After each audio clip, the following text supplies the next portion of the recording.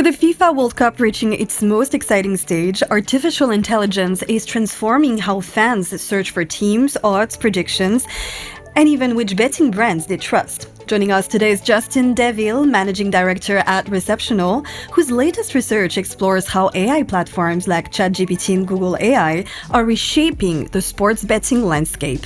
We'll discuss the rise of AI, recommendations, the growing importance of brand trust and visibility, the emergence of a new global super tier of betting operators, and what brands need to do to stay ahead as AI continues to reshape the future of football betting. Justin, welcome. Thank you very much for having me. Justin, AI is becoming part of how fans discover teams, odds, and predictions.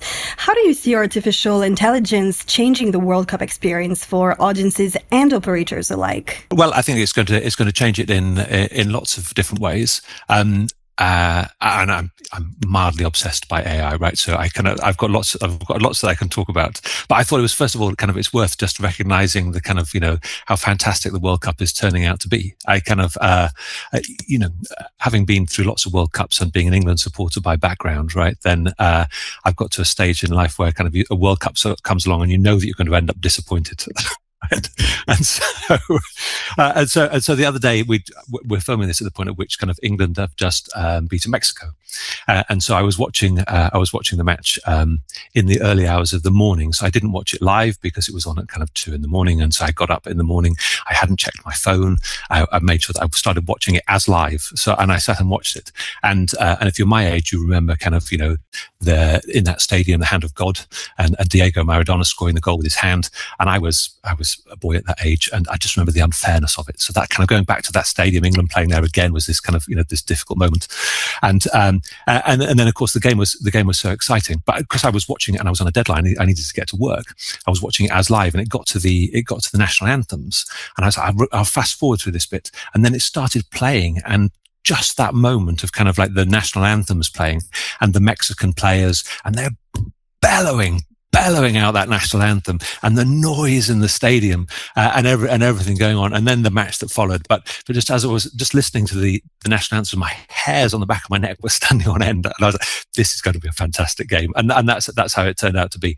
And so now the group stage are over, and the excitement is really for me. So, and obviously we won the match, but on tenterhooks throughout, because we're down to 10 men, and growing up was also, we had the David Beckham sending off in the World Cup, which was so famous as well. And I was about the same age as David Beckham. He played for Manchester United, who I support, and all of that was happening at the time. So that was, and it got to the end of the match and England won. And I was filling up. I got tears in my eyes, and I was, "This is ridiculous. It's a football match, right?" But it was just like a catharsis of all those different moments in English World Cup history. So I think recognizing the sport. If I start banging on about AI and on all of that, there's this fantastic event that's going on that happens once every 4 years, and off the back of that, you've got a lot of casual fans who are then interested in placing a bet, maybe for the first time, or not something they do very often, but they're all as excited as I am about the World Cup now that it's got going. And so there's a huge opportunity there. I think it's probably worth just stepping back though, and looking at where we are with AI, because while I'm mildly, maybe even more than mildly obsessed by it, I feel that there's a huge shift in the way that people are finding brands, and AI is at the forefront of that. And if we look at the growth in the UK over the past year as one example, ChatGPT usage increased fivefold over the past 12 months, right? So we're using it 5 times as much. Now that can't happen again this year, because we would all be on ChatGPT all of the time, right? And it's just become this mainstream way of working, and we know that it's not just that, but about 73% of people now have used AI within the last month. So, the regular users, some people are using it daily, some people are using it less often, but we're using it if you look at there was a study from Bain, which came out last year, and under 45s use AI as much as they use Google. It's the 18 to 35 year olds who are using it most. So the younger you are, the more likely you are to be using AI, because I suppose you just it just seems like normal. Whereas if you're older, then it's this new thing. And so they're using a lot. But that's also the people who are most likely to want to bet on the World Cup and find a new brand, and so that you there's an interest in that group. Talking about brand, how important is brand trust and visibility in major football markets when AI platforms like ChatGPT, Google AI, we just mentioned, begin recommending betting operators to fans? I think trust is is hugely important in AI, and we can look at that in lots of different ways. But the research that we've done is, we asked kind of in the UK, we went to AI and we asked lots of questions that typical players would ask when they're thinking about choosing a new brand, and then we got the results back, and it's largely based upon trust, right? How trusted are those brands? And in the UK, you see that kind of a brand like Bet365 gets recommended 1 in 5 times. So, and that's kind of more than the next 3 brands put together. So you've got this kind of one more dominant player that's coming out, and that is because of the content and the information that's across the whole of the internet. One of the factors, then I would say, it's down to the content that's written about you. And your brand, and that might be kind of reviews. So kind of you've got Trustpilot and Google reviews and those sorts of things. It's also kind of the affiliate content, which kind of fits in with that as well, where different brands are getting reviewed, and there's huge amounts of that. It's the press about those brands in newspapers and all the rest of it, And so there's all the different types of content that are out there, including your own website and what you're saying about yourself or what you're not saying about yourself that matters as well. And so it's all of that content will kind of define it. And then it depends upon what type of question you're asking as to kind of which bits of content then ChatGPT or whoever refers to. Let's go a little bit deeper into your research. It suggests only a small group of operators dominate AI recommendations in football betting. Are we witnessing the emergence of a new global super tier of betting brands? Yes, I think to some extent. If you think about kind of traditionally, how do people find new brands? They'd go on Google, right? They'd do a search and they'd get 10 blue links. And these are choices that they can go out to, right? Plus you'd get some ads, plus you'd get some people also asking some news and all the rest of it. So there's a fairly cluttered page. If I go to, as I did in preparing for this, for this talk, I go and I say, recommend to me, to ChatGPT, recommend to me the best betting app for the World Cup. And it comes back with a list of 4 brands. At the top is Bet365, and then you've got Betfair, Paddy Power, and Sky Bet. Those 3 brands are all part of one group, right? They're all part of Flutter. So the 4 brands that is recommended are really 2 businesses, and so there's a consolidation there. It's making recommendations. It's not giving you a list of choices, and we trust AI a lot more than we trust Google because of the way that we interact with it. And we trust it a lot more than we did a couple of years ago. So we've looked at kind of conversion rates of traffic that's sent by AI.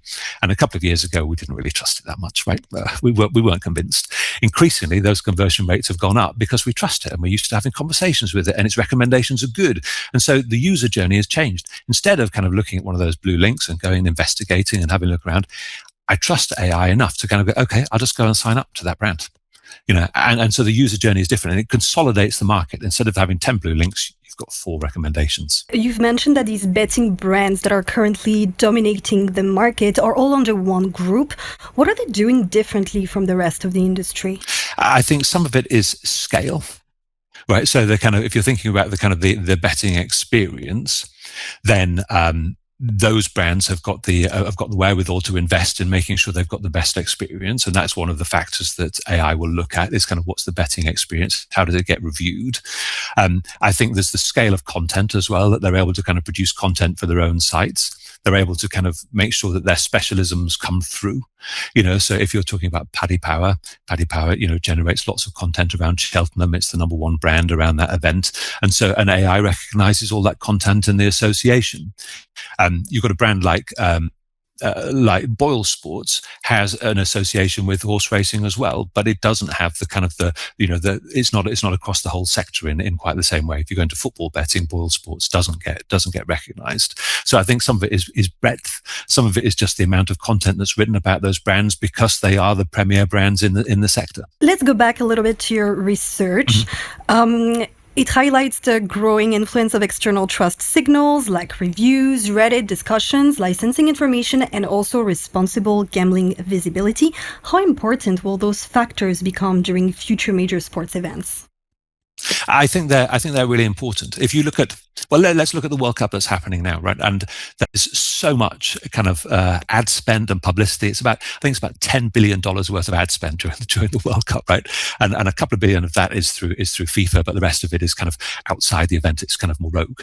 And when I say rogue, I mean some fantastic ads out there, right? Kind of the whole Nike campaign, about Rip the Script, with, I mean, just so many famous footballers and personalities, and Kim Kardashian makes an appearance and all the rest of it. And it's this brilliant ad. Eric Cantona rocks up, and they're kind of like, there's just, it appeals to lots of different generations. And similarly, kind of, in the UK, then Paddy Power's done some brilliant ads with Rob Lowe and Danny Dyer, and this great comic kind of duo going on. And so there's kind of this huge amounts of spending happening, right? But AI doesn't see a lot of that. Right? AI is dependent upon content, not upon the ads. So if you're sponsoring a shirt, or you've got your advertising around the hoardings in the stadium, or whatever, AI doesn't see any of that. It's reliant upon the content that's written about you on the internet. And so all of that spend is kind of missed. And if you look at the bigger, look at the brands in the betting space at the moment, of that $10 billion, almost none of it is spent on optimizing AI. And it's a huge missed opportunity that we're not investing more in that content to make sure it's your brand that's getting recommended by AI. Well, looking forward to see who's going to make this World Cup's final. Justin Deaville, thank you so much for being with us today. You're the managing director at Receptional. Thank you very much for having me. Love it to be here. Cheers.